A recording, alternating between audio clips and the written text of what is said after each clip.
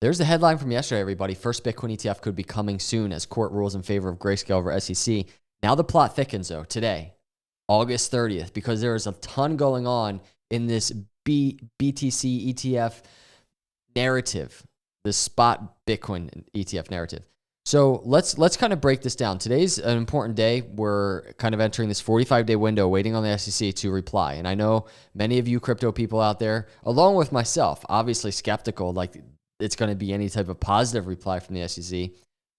Are they just going to continue trying to stall this process? But let's dig into that question a little bit and kind of really try and see what position the SEC is in. They continue to lose, number one. But from a law perspective, it's just they're not sitting in a really good position either.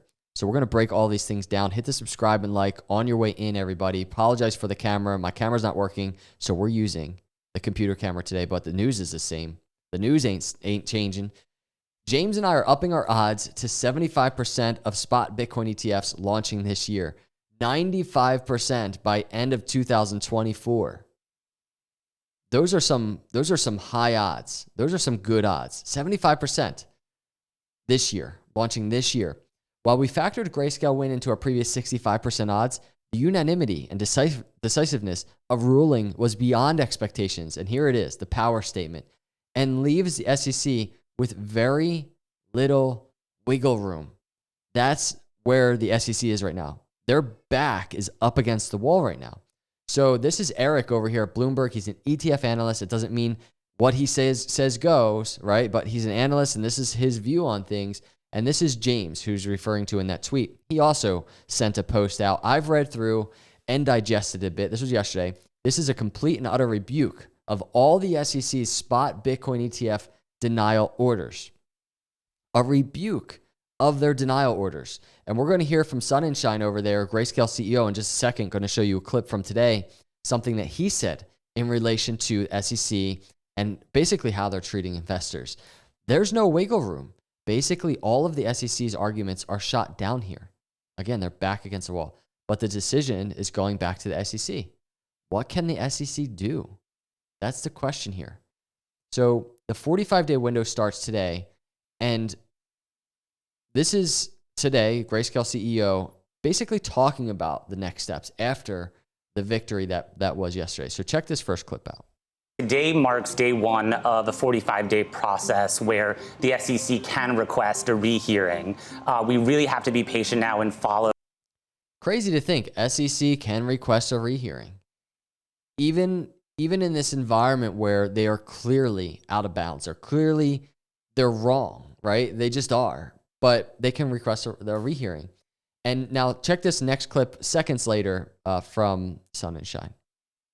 In the interim, during this 45-day period, our lawyers are working, constructively, proactively with the SEC to pursue next steps as expeditiously as possible. We have to ensure that no one, especially the SEC, is not losing sight of the fact that there are nearly 1 million American investors who own GBTC today.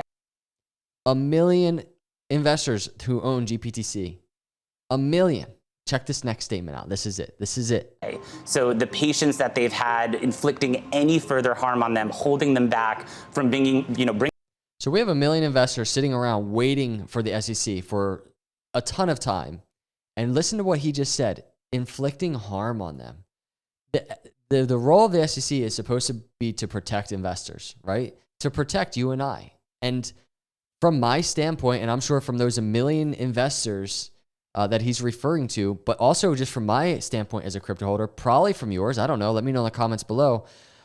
But I feel like there has been way more harm done to me, to you, to all these GBTC holders than protection. There's just such manipulation and harm that has been done to investors. And what's crazy is, yeah, we're talking about the SEC as it relates to the United States, but this has a ripple effect across the world. This SEC is harming investors throughout the world. It's not like this is just, in the United States, it's only causing harm to, it's obviously probably more harmful to US investors, but this is rippling throughout the world. So all of this is happening, right? We're entering this 45-day window, and we're going to actually talk about what Bitcoin price will do if Bitcoin ETF gets approved, right? BlackRock, all of these things. We're going to talk about that in a second. But all of this is happening with Grayscale while we have this. And this August 30th, as I do this video, 6 spot Bitcoin ETFs are due for review this week. Bitwise's application will be due for the SEC's first response on September 1st. September 1st. That's in 2 days. That is Friday. The other proposals by BlackRock, VanEck, WisdomTree, Invesco, and Galaxy and Fidelity will be due on September 2nd. So the Grayscale is one thing, and then we have all these other spot Bitcoin ETFs. The question is, will Grayscale play into what happens with these, right? And that's something that we're just going to have to continue to monitor. But I just can't get over the fact that what was said in the Grayscale courts, right? This is what the court said. The commission failed to adequately explain why it approved the listing of 2 Bitcoin futures ETPs, but not Grayscale's proposed Bitcoin ETP. In the absence of a coherent explanation, this unlike regulatory treatment of like products is unlawful. There's the key word though, everybody. It's unlawful. So that's what's happening right now, everybody. And besides that, we have all the speculation, what's going on with price. Check this out. This is kind of floating around, I think, again. This is Tom Lee and his prediction if a Bitcoin spot ETF gets approved. Well, if the spot Bitcoin gets approved, yeah, I think the demand will be greater than the daily supply of Bitcoin. And so the clearing price, this is done by Sean Farrell, who's our crypto digital strategist, is over 150,000. It could even be like 180,000. But that's so that's obviously, in my view, at the top of the spectrum. That's at the top of it's just at the top, right? In terms of predictions go.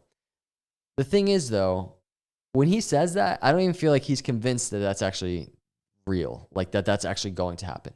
And I think there's some data that works a little bit better with this, and that is to say, this article that we covered before, breaking down some actual real key numbers. A Bitcoin spot ETF could more than double the nearly 28.8 billion assets under management held in Bitcoin funds in the US.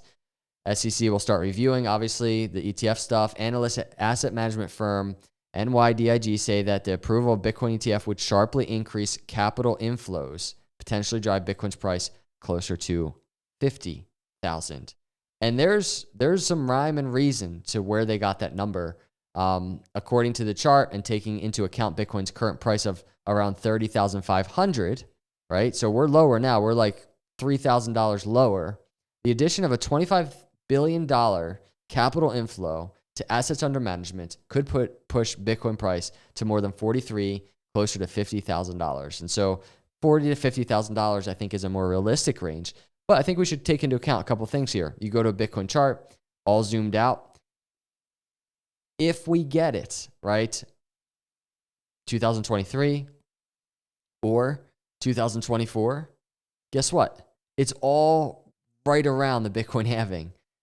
And that is important because we know what happens after Bitcoin halvings historically, the bull market. So the ETF approval is happening potentially, if it happens, I should say.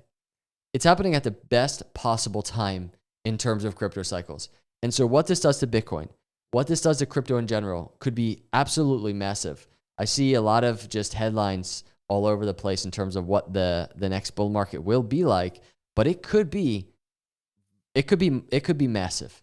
And so we see from just simple assets under management, right, increasing and what it can do to Bitcoin price.